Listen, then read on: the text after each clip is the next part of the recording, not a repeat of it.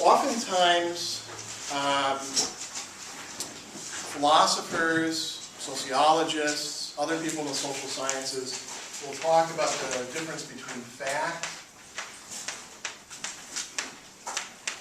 versus value, right?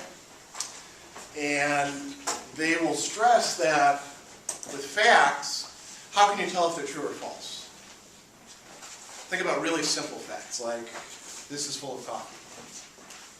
Look at it.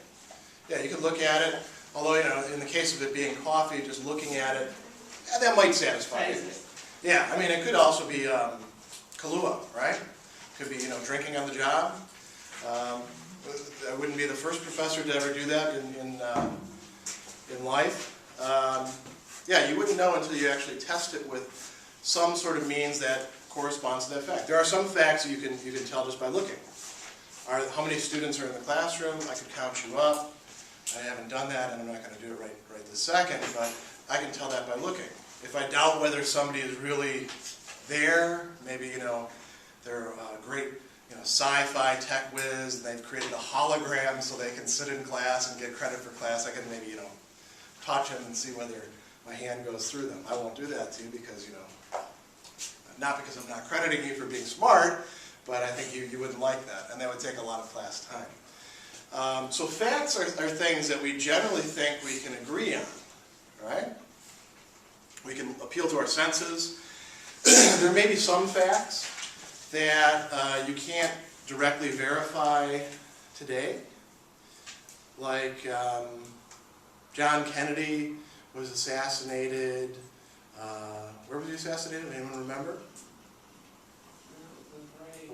During a parade. Yeah. Where? Lincoln. Oh, you're thinking of Lincoln. Lincoln was assassinated too, yeah. Now, how would you verify facts like these? Well, you can't do it directly, but, you know, we rely on historians. And those historians ultimately are relying on something that people supposedly, you know, saw. These are public, right? Now, when it comes to value judgments, a lot of people will say, well, you can never really be sure about value judgments. What do we mean by value judgments? This is a good book. This is a bad book. Actually, as far as this textbook goes, my estimation of it is it's not good, but it's not totally bad. I've never seen a textbook that I would say, oh, this is great, because I don't think those actually exist. But it's, you know, it's not totally bad. There are some things in it that are good. There are some things that are misleading, and I point those out to you, right? So that you don't get confused. But that's a value judgment. You might disagree with me on that, right? How many of you spent a lot of time with, I won't ask how many of you spent a lot of time with the textbook. I'll credit all of you with having done that. How many of you think it's a really good textbook compared to some of the other ones you have? Well, a few people, right? How many of you think it's a terrible textbook? Well, nobody thinks it's awful. Okay. How many of you say, eh? That's a value judgment, by the way, right? It's not expressed as a statement, but it is making a value judgment. You know, it's okay. Somebody hands you a hamburger from a fast food joint, you take a bite, and unless you're really, really hungry, you don't usually go, oh my God, this is the best hamburger I've ever had in my life. The way you would when it's right off the grill, you know, in a backyard barbecue. But you know, you don't say, oh, this tastes awful. That's a value judgment. And we disagree about value judgments, just like we do disagree about facts. But we often think that we can't meaningfully disagree about value judgments. You've got your values, I've got mine. You know, we just maybe are born with them, or we get them from our environment, and we can't meaningfully argue about them. So today, what I'm going to say to you, and this is what I'd really like you to carry from this class, is yes, you can argue about value judgments, and you have to argue about value judgments. If you want to be a decent person, you cannot go through your life without confronting other people about their value judgments and examining your own value judgments and seeing whether you have good grounds for believing them. These are both statements, which means that they are what? Claims. Claims, right. And the same basic thing happens when somebody makes a claim and we disagree with it, we can ask them for an argument. So it doesn't matter whether it's a fact statement, you know, the cup is full of coffee, prove it, or if it's a value statement. We may not be able to come to agreement, but that's a very different issue about whether we can have arguments, whether we can make claims. A lot of people confuse these two issues. One issue is whether we can make claims about values. The other is whether we can get everybody to agree. Those are not the same issue at all.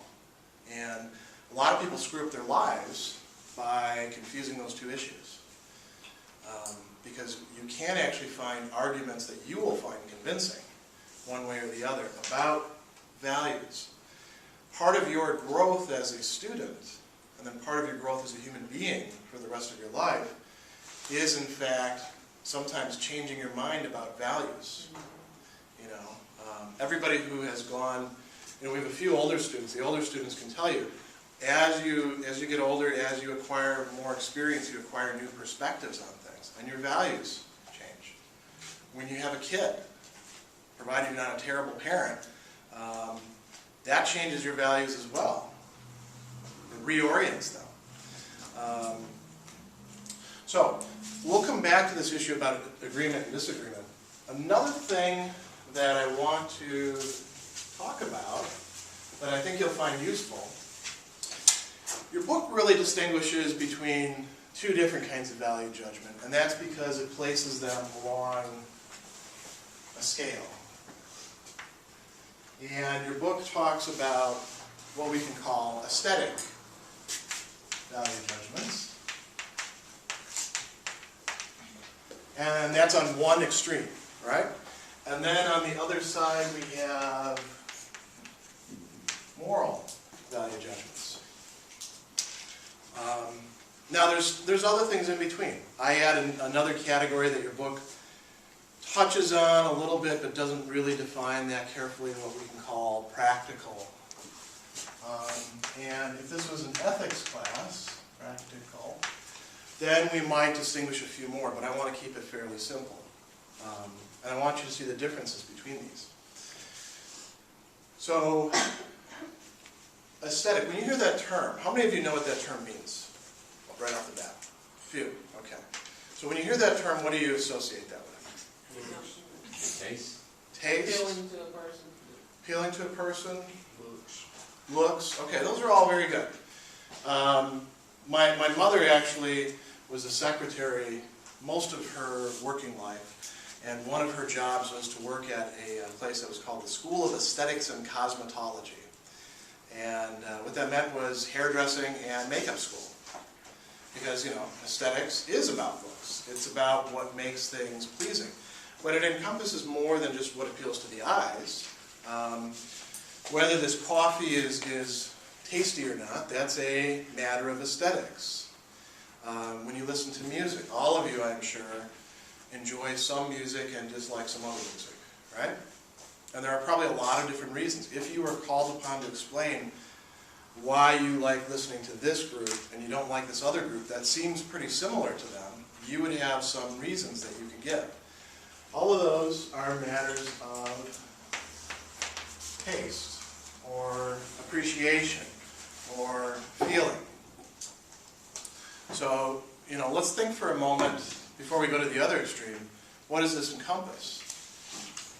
So, music, right? Clearly it involves that. What about, go ahead. People. People, yeah. You can say that somebody is aesthetically pleasing or not. Some people are more attractive, other people are less attractive. And you can change that too. I mean, that whole idea behind that School of Aesthetics and Cosmetology, what's the point behind makeup? It takes people who are at one level, and then if it's put on right, I mean, if it's put on wrong, it makes it worse, doesn't it? But if it's put on right, it makes people more attractive. Or sometimes it's used just to not make them look old. You know, like newscasters, when they're on stage, They have makeup on, right? HDTV has kind of interfered with that, hasn't it? Now you can see all the cracks in people's face. And that's not pleasing, is it? We have certain things that as human beings, we don't fully agree on them, but there are certain basics that you can appeal to.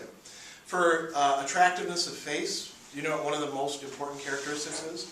Other than, having 2 eyes, a nose, all that sort of stuff. What's that? Teeth. Yeah, that's important. Having them, to begin with, the whiteness of them. That's why you see so many commercials for whitening your teeth. It's actually symmetry. When they test people to find out who they think are attractive, it turns out that on average, most people find people whose left side is very similar to their right side attractive. Yeah, I mean, psychologists can tell us a lot of interesting things about human behavior this way. And if you actually want to see whether your face is symmetrical or not, you can get a special mirror, and you'll find out probably your face is not perfectly symmetrical.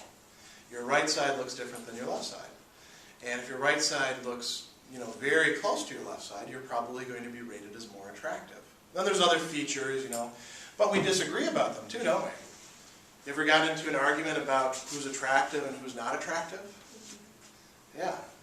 That's because these are matters of taste. Those are personal. There's some cultural parts to this, right? There are things that are seen as attractive here because of our culture. For instance, in our culture, for, say, a 20-year-old woman, better to be heavy or thin? Thin, right. What about in Egypt? It's the opposite. If you're thin, there's something wrong with you. Nobody wants to marry you. So some of these things can be culturally influenced. And actually, if you look at the artwork from different time periods, we don't know this so much with men because artists, tended to like to paint, women a lot more, and most of the artists were men. But you can see different body types over time. That's what they liked. They didn't all like, so when you look at a medieval painting and you're like, man, she doesn't look very good at all, you are coming to a different judgment about taste than they had. They had a different, what we call a different aesthetic. So people, music, what else? Art. Art, yeah. As a matter of fact, there's a whole division of philosophy called aesthetics, where we study what makes things beautiful. What else? Taste. Animals. Yeah. People spend a lot of money on their animals, don't they? Getting them, groomed, and if you have a poodle, you got to get it shaved in certain ways and all that. Some people like chihuahuas, other people can't stand them. That's a matter of aesthetics. Right? What about food? The entire realm of food, except insofar as it has to do with, is it healthy for you, has to do with aesthetics. Why do you pay more going to a restaurant, other than the fact that, they want to make some money off of you? What are you actually paying for when you go to a good restaurant? Paying for quality food of ingredients, and then how it's prepared. But you're also paying for somebody to plate it for you, to plate it in an aesthetically pleasing way. And you're also paying for the ambiance. That's why a $3 steak can cost you $50 in some places. I don't eat in places like that because unless somebody else is paying for it. Then I'll eat in places like that. Just do research into aesthetics, right?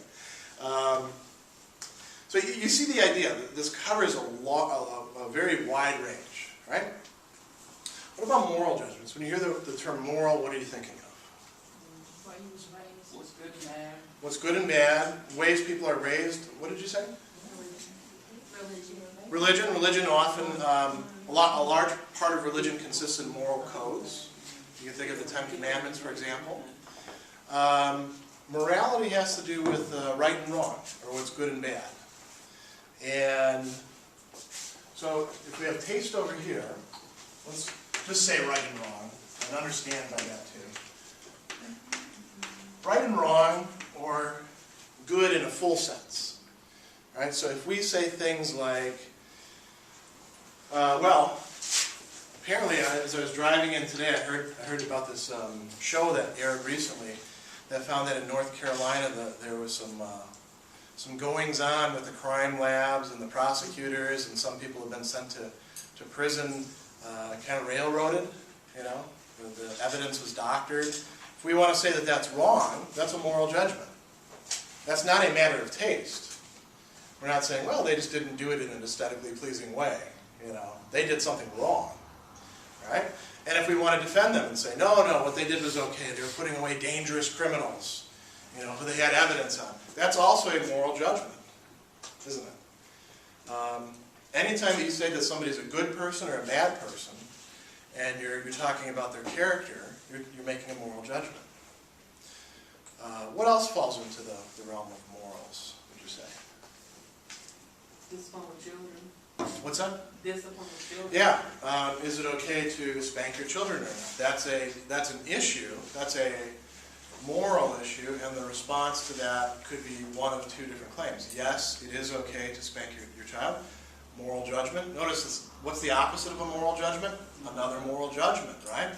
What's the opposite of an aesthetic judgment? Another aesthetic judgment.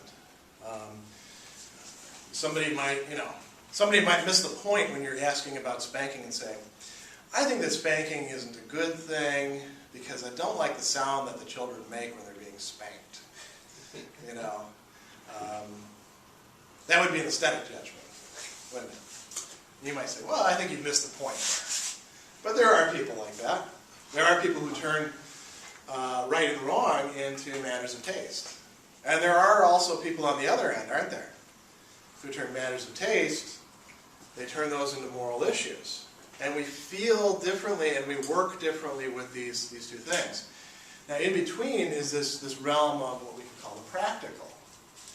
And the practical has to do with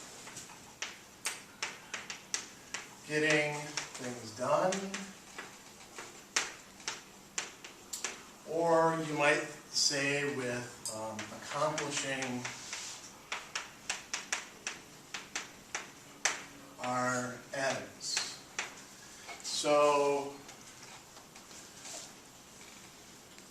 spanking is good. Somebody might say that, and what they mean is it's a useful technique for discipline. Right? They're not yet making a moral judgment. They're saying, if you have this goal in mind, then spanking is something that you'd want to do. Let me give you an example that would work for all of these, dealing with a certain topic, like housing. Right? We might say, well, let's start with the moral thing. Do you think there's any moral claims you can make about housing? You can make moral claims. They may not be ones you agree with, but you don't have to make claims that you agree with in this class. You can test out all sorts of things. Was it like, you should buy this house? You should buy this house? I think that's... Well, that's probably a practical. Let's put that in there. You should buy this house. And maybe the assumption is, because it's a good house, it's well constructed, and what are your goals? Well, your goals are to have a roof over your head, and to not be throwing your money away, to build wealth, that sort of thing. That's a practical judgment. And when somebody says that to you, you can agree with them or disagree with them. And they can give reasons, and you can give reasons, right? Why do we have a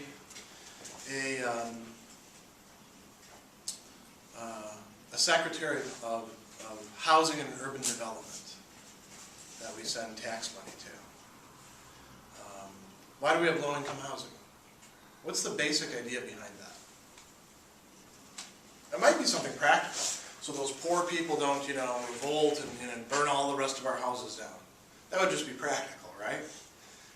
But I think there's something else behind that. So you can help people? Yeah. So there's a broad thing of helping people, and we're helping them in one particular way. We're saying that. Maybe we say something like this. Everybody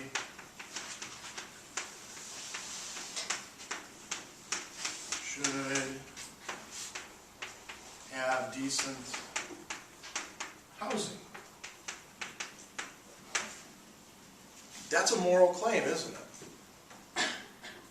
I mean, you could dispute that. You could say, yeah, some people don't deserve decent housing. You know, if somebody's a real scumbag, maybe they should go out in the woods, you know, or live under the bridges. There's people who live under the bridges in Fayetteville, right? You can see the clothes and the belongings laid out sometimes if you walk through the parks. Right? So not everybody does have a house. Aesthetically, you could say, you know, here's a line, by the way. If you go to somebody's place and you really don't have anything to say to them, this is a useful line that you can say. You have a lovely house. Very generic, isn't it? You know, not going to offend anybody. Now, if you say the opposite, boy, your house is awful, you may in fact arouse some passions. But if you say to somebody, you have a lovely house, that can be a really great way of getting out of an argument too, by the way. You know, you can change the subject. And then you can ask them about, where did you get this? This looks fascinating. This is aesthetic. It has to do with, you know, taste. What looks like a lovely house to you may not look like a lovely house to me. We have different views on that sort of stuff. Some people I know like a very cluttered house. You probably know people like that. They're always getting one more knick-knack to put in. You know, they have collections and things like that. That doesn't really bother me that much. Drives my fiance nuts. She would like a house with as little ornamentation as possible. So she's very attracted, for example, to Japanese aesthetics, where space is at a premium. Whether your house incorporates elements of nature into it. Right? Some people can't stand nature. Other people love nature.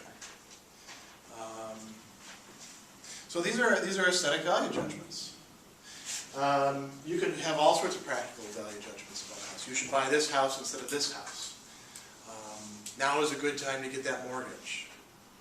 That's a practical value judgment. As long as you're saying good, should, ought, must in the sense of you know, moral obligation, you are dealing with a value judgment. And you notice it's on this whole gradation. What's the gradation? Whether it's purely individual, ultimately, or whether it's something that, if it's really true, it holds for everybody.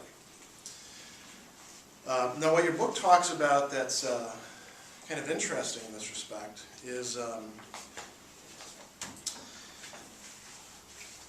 read it to you. It says, there are different varieties of value judgments because we evaluate things on different kinds of scales. So, right, we talked about that. And then he says, we need to deal with one common misconception regarding value judgments.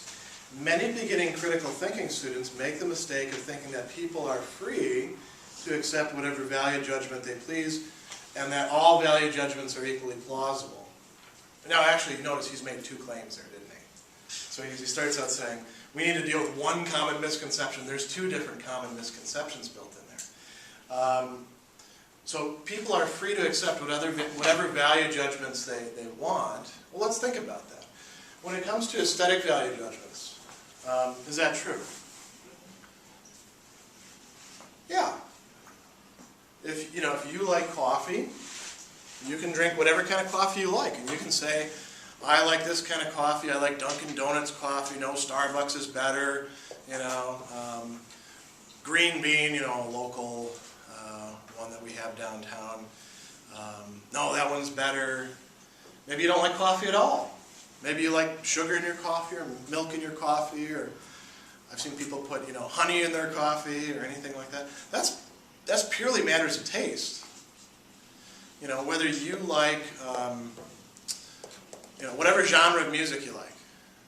I mean, the one that I actually personally like the most, and it's what I grew up with, the 1980s heavy metal. I don't expect that any of you share that taste. I'm always surprised when I see students come in wearing, T-shirts for AC/DC or Iron Maiden or things like that. Bands that were producing their best work before those students even were born. You don't have to share that taste. I don't need you to share that taste. Whatever it is that you like to listen to, whether it's R&B, country, rap, techno, that's okay. You can change it tomorrow, and that's okay too. As a matter of fact, as college students, probably you ought to experiment.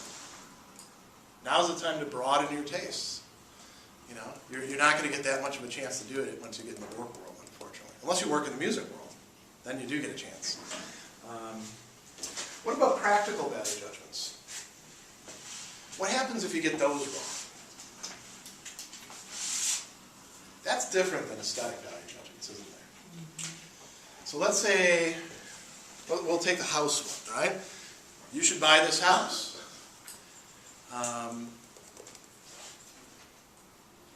What if you get that one wrong? What are some of the things that could happen to you? Cost you more money. Yeah. Maybe, a lot of people bought houses at the wrong time. Remember this talk about a housing bubble? When you have a bubble, what that is people are buying some sort of product, and then they're buying it basically so that with the expectation of selling it to somebody else, and that person is buying it with the expectation of selling it to somebody else. They're not actually planning on using it. About flipping houses. Yeah, when they use the term flipping, that's what they mean. Although usually it also means you're going to put some work into it as well. And sooner or later, bubbles always burst, because sooner or later somebody actually looks at the numbers and says, wow, that house is not worth $500,000. I'm not buying it. And then it starts to cascade through the entire system, and then eventually values decline. Now, if somebody was telling you, you should buy a house right now at the middle of the bubble, that was a bad practical judgment. That one turned out to be erroneous. So are you completely free to accept whatever practical judgments you want? You're free, but there are consequences. You can, if you want, you can take contrary positions. If you hire a carpenter and you want to argue with your carpenter about the best way to do carpentry, which is a practical concern, you can do that if you want. And your house is going to look like, something like out of Dr. Seuss. All the angles all wrong. You can argue with your plumber if you want to, or your mechanic. Now, mechanics you got to watch, though, don't you? Because they always try to add a few things in. Your is broken. It's going to cost you $400. There, what do you do there? You go and you get another practical judgment. You get another second opinion. Medicine is about practical judgments too. People always want to, at first, argue with their doctors. You need to exercise more and quit eating all that fatty food. Nah, I know better. Your doctor has made a practical judgment, and if you want to take a different practical judgment, you're perfectly free to do so. But reality may bite you. See, with aesthetics, it's subjective, isn't it? Reality is not going to bite you. I suppose it could in terms of looks, right? If you think that somebody is very, very attractive, and then you marry them, and then you're stuck with them, and it turns out they're not very attractive. There's a great old song that I want to learn. It's called "The Very Unfortunate Man," and in it, this guy brings this girl home, and how does it go? First, she takes off her wig, and then the verse goes, "He was a very unfortunate, very unfortunate, very unfortunate man indeed." And you're like, well, that's not that bad. A lot of women wear wigs. Then she takes out her glass eye, then she takes out her teeth, then she takes off her false leg, and it just goes through about 8 or 9 verses of that sort of thing. So I suppose you could be wrong about aesthetic value judgments. Practical value judgments, now we're getting into the stuff where there are experts, aren't there? It's not just a matter of how you feel or anything like that. When it comes to moral value judgments, in one sense, yeah, you are free to think whatever you like, but there's no requirement that the rest of the world say that you're right, or that it's okay for you to think so. There are some people who have what we call personality disorders. Are any of you in psychology, sociology, criminal justice? Okay. So there's a document, a big thick book called the DSM. That's sort of the Bible of disorders. They're changing it too, by the way. DSM-5 is coming out. Huge controversy about that. Controversies about practical issues, because they're taking out things like narcissistic personality disorder, and they're not replacing it apparently with anything comparable, which is a problem, because there's a lot of narcissists out there. And we do want to diagnose them. If somebody has something like sociopathic personality disorder, they have some very, very different moral judgments than the rest of the world does. And they're wrong. See, it's possible to be right or wrong when it comes to moral judgments.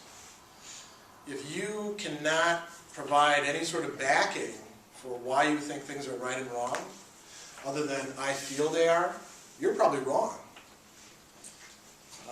If you, when you think about it, can't reason out why the things that you say one ought to do are good, there's probably something wrong with your value system. This isn't one of those things where everybody is free to accept whatever they want.